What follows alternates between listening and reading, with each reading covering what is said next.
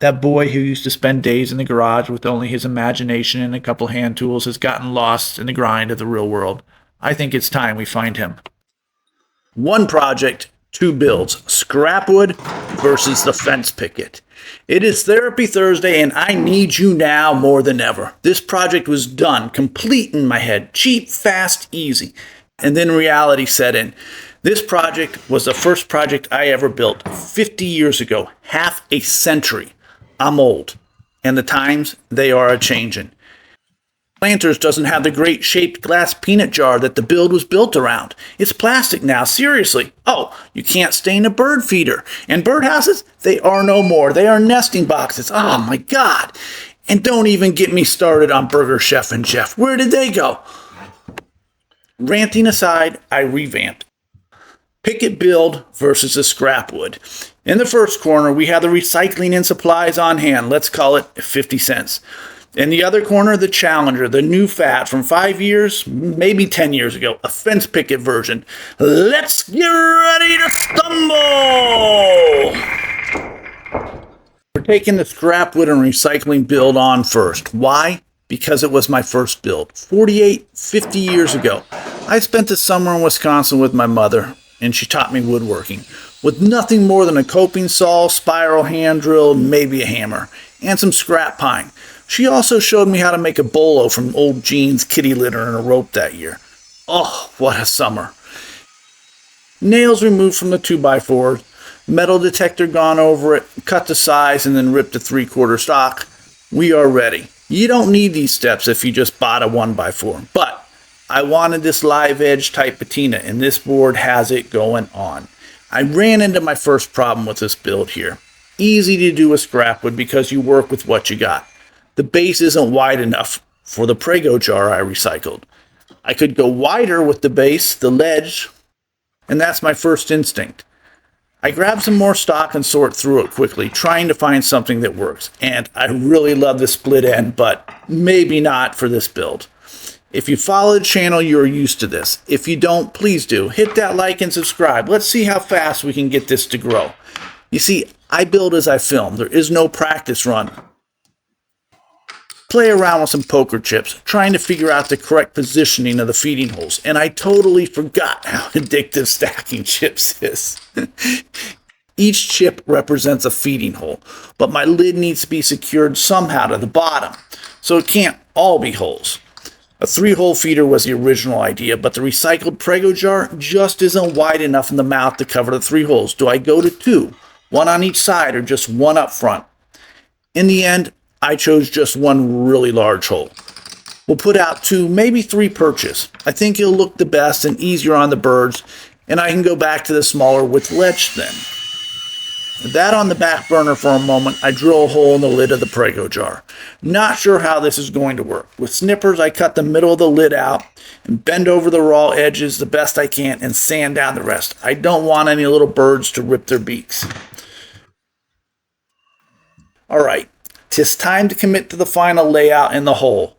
I went with 2 inches centered, and I also dog-eared the corners at 45 degrees to soften it up a little bit and make some more room for 2 more perches coming in at that angle. You don't use perches on birdhouses or nesting boxes, as it allows larger birds of prey to land and, well, the circle of life thing. But on a feeder, it still works.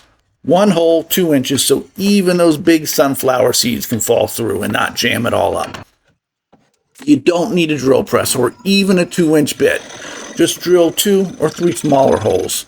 The birds will thank you. Sometimes I get carried away as I work. I'm trying to be as faithful as I can to the original. It had curved sides that came into a circle at the end, but that bottle I used then was a little taller.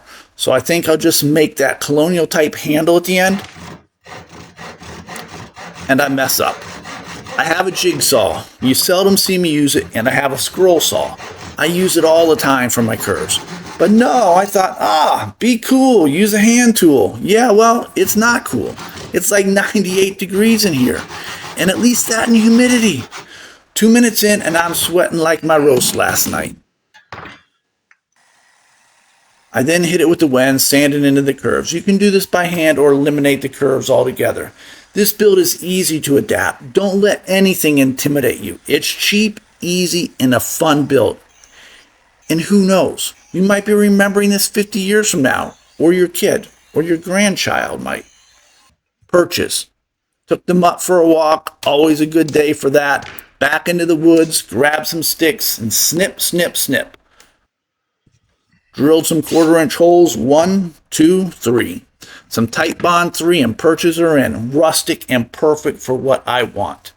I drill the back end, 2 2-inch screws, pre-drill. I shouldn't have to say it, but I'm going to, because I always try to skip this step, but pre-drill, and some tight bond 3. The original had a leather strap, and I have some bits from an old boot, and I think they'll work great. I'll just staple it on. It's going to be tight enough to hold, but loose enough that the bottle can still spin to refill. It's really just there for a little more support. Now, recycling this bottle is great, but it's plain Jane. I think we can do better here. I helped my daughter last year make etched shot glasses for a friend's 21st birthday. Yeah, glad to see she got the college experience there. So she had some etching gel left over. I worked on GIMP for a bit, free-falling leaves and a couple swirls from motion, and created this pattern. Should be easy enough. And look, I cheated here and I apologize. I have a Cricut or Cricut, so I used it to make my stencil. If you don't, there are stencils out at any store. Don't worry about it. Or you can print your pattern on a sticker sheet and just cut out what you want to etch. And then you proceed as I do. Put the stencil on and paint the gel on. Look, I've never done this. I've wanted to do it, so I'm going to do it. I'm going to wait 4 minutes, bang out some squats, and rinse it off. Number 2, the fence picket trend. How, where, when, what, and why. I don't know. I blame it all on Matthew Peach. And by blame, I mean thank you. I love a cheap option. And cedar for outside projects? Yes, please. It just adds another flavor to the mix. I only wish that we had it up here in the north, but it's worth a road trip every once in a while. Same build 2 ways, so we're going Vin Diesel here. At the miter saw, we cut it down, actually using that dog ear part no one else uses.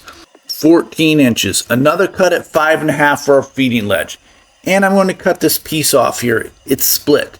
Thinking we might make a corbel or two, that little undershelf brace.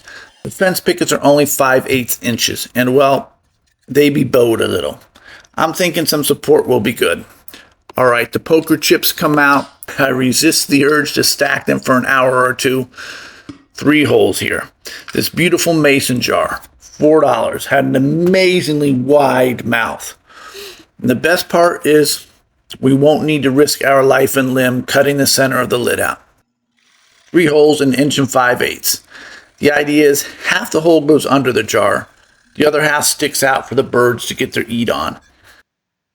I dog-eared the ledge, copying the top of the fence picket. It softens it up nicely. And yes, I went with 2 corbels. I love a chunky curved corbel, but I think with the dog ears on top, we can get away with just going straight 45s. And this build is supposed to be fast and easy. Glue up. I use my 1, 2, 3 block to position the corbels. There's a link in the description.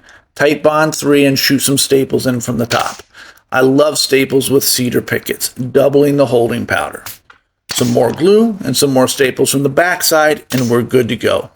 I glued the lids on with Gorilla Construction adhesive. Recess it a little bit from the back plate so that the jar can spin. Therapy Thursday, and apparently I needed this. The builds are cheap, fast, and easy, and if nothing more, an excuse to get out into the shop and inspire us to do something. Build number 1, the Free Cycle, my childhood flashback rebuilt. I love it. Using scrap wood, the recycled Prego jar, the leather strap that I've had for maybe 10 years, and the etching. Gorgeous. Number 2, the fence picket.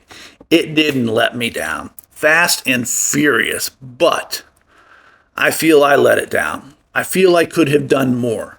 To me, this one feels a little generic. It's not a Finding Me piece yet. So let's have a vote. Which wins the challenge? And which are you going to build? And if you're anything like me, that etching has your mind spinning with all the possibilities, which is what this channel is all about. As always, thank you for watching. Please like, comment, and subscribe. Until the next time.